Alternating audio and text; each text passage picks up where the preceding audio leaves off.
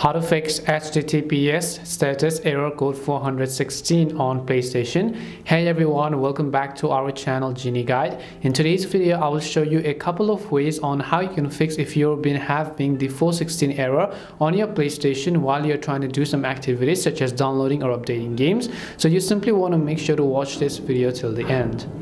Now the very first thing you have to understand over here is that whenever you get the HTTP status 416 error, the issue is not with your PlayStation console because your PlayStation is actually working just fine. The issue over here seems to be with the internet connection. So we're going to run a couple of tests, hopefully in order to fix our internet connection.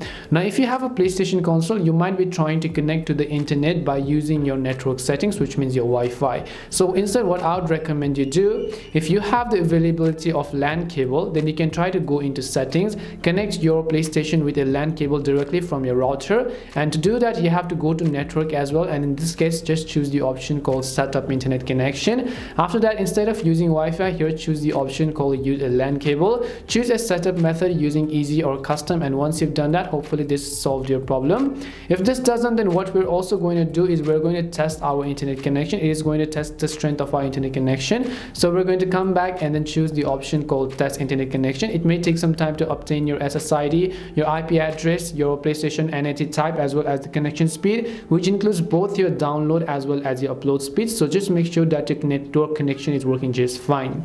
And last but not the least, what you might also want to do is scroll down to the bottom of the screen, and here you'll find more different types of options. You want to go to the bottom and then choose the option called initialization. Now before you try to initialize your PS4, also try to simply restore your default settings. When you restore your default settings, just enter your passcode of your PlayStation. In most of the cases, restoring the default settings will also help you solve your problem. If not, the only thing I can suggest you is to simply initialize your PS4. You can do a full wipe versus a quick wipe only to delete the data from your system storage and then initialize the PS4, re-sign into your PlayStation account, and hopefully one of these solutions may have helped solve your problem. And if it did help solve your problem, make sure to leave a like and subscribe to our channel.